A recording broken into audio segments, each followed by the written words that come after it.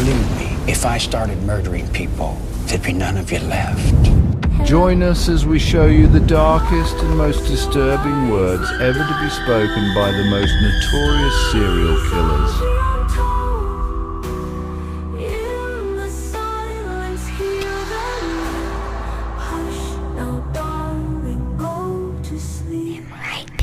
Believe me, if I started murdering people, there'd be none of you left. Thanks for watching. Please like and subscribe.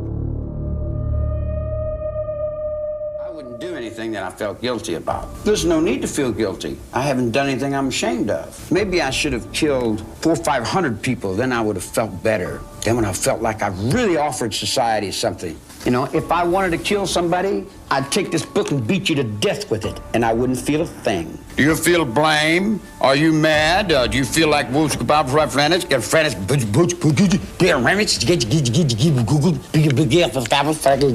this stuck in your head that I've murdered somebody. What do you want to call me a murderer for? I've never killed anyone. I don't need to kill anyone.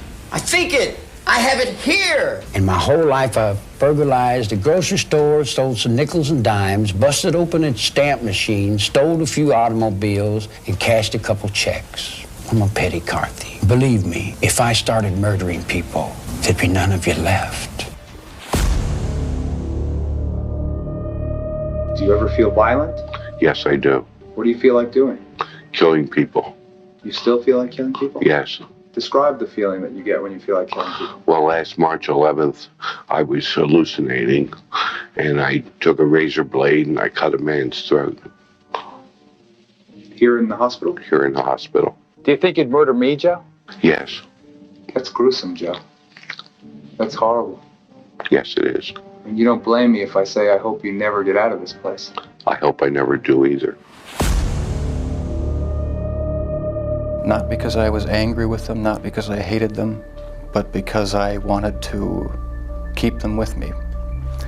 And as my obsession grew, I was saving body parts such as skulls and skeletons. And eventually I did turn to cannibalism. A person would drink it, fall asleep, and that's when they would be strangled. Somebody's destiny. They are desires, whereas if I didn't give in to them, I would be crushed by them. I believe in the evil in human nature. This is a wicked world, and in a wicked world, wicked people are born. I'm not going to blame society, my race, or people, or anything. It is up to the individual like myself to keep on knocking on whatever door they want to get into. I kidnapped 3 little boys, a 4-year-old, 10-year-old, and 11-year-old. 2 of them were raped, and then I killed all 3 of them. I didn't just go out and start killing. Everything started happening when I was just 13 years old. See, things kept progressing. I kept getting away with all these crimes while I was going to try to do a little bit more. I was enjoying what I was doing. At the time, I was laughing at them. I mean, hey, you know, great, I could do anything I want. Anything. So that was my original reason for killing, was so that they couldn't report what I'd done, who had done it. But I wasn't sure I could kill, so in my mind, I had to make that exciting.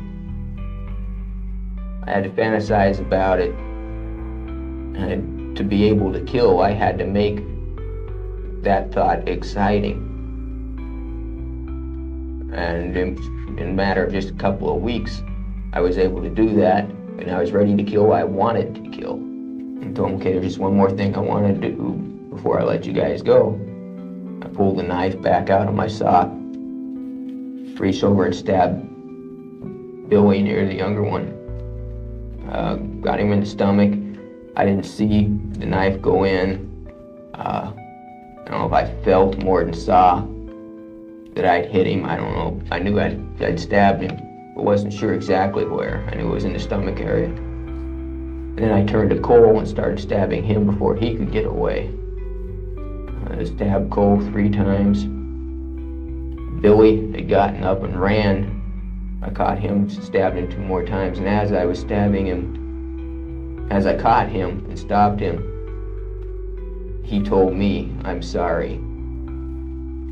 After all that had happened, all planning and fantasies and everything, I can't believe I actually did it. I actually killed somebody. I killed 2 little boys.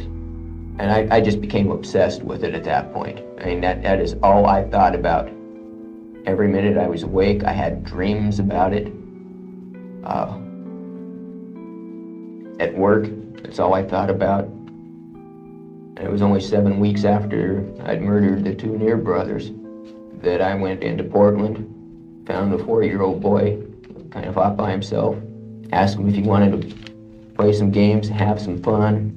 He wasn't sure about it, but I reached out my hand, and just kind of an automatic response, he reached out and took my hand. And that was it, he went with me. Here I am, you know. So do I just walk out the back door, they call the police, or I go for it? And I went for it. I went in, I think it was a younger Otero. They were all in the kitchen, they were making sandwiches. Male or female? No, it was the younger, the junior, Joseph. Mr. Otero actually stepped up and told him I was coming for some food. I was wanted in California, I needed some food and water and some money and transportation. That was my ruse to kind of calm him down. He kind of laughed a little bit. He said, "Was this a joke? You know, who said you were my brother-in-law?" And that's probably was their demise. If they probably struggled and fought with me, that would have been a different story. But they felt fairly comfortable, so that's what I was going to do. Okay. Well, although I'm a bad guy, I care for people, you know, I have concerns for people. So, and I hadn't really crossed that path yet where I was going to kill the people yet, so I was still in concern mode. And then I went in the other room and I thought, do I just leave or what? They already know me, my face, so I went back and put a plastic bag over Mr. Otero's head and put a garnet over his neck and pulled up on it, and that's when it really hit the fan. And because they all could see what I was doing. And kids were watching this? Yes, they were watching it. They were screaming and hollering. Did you want to move them from the scene at all? No. I had to get in control. It was really noisy. They were screaming and. The noise was bothering you? Yeah, the noise was bothering me, and I knew the mailman would be out there or somebody would be walking by, so I had to control it very. Thanks for watching. Please like and subscribe.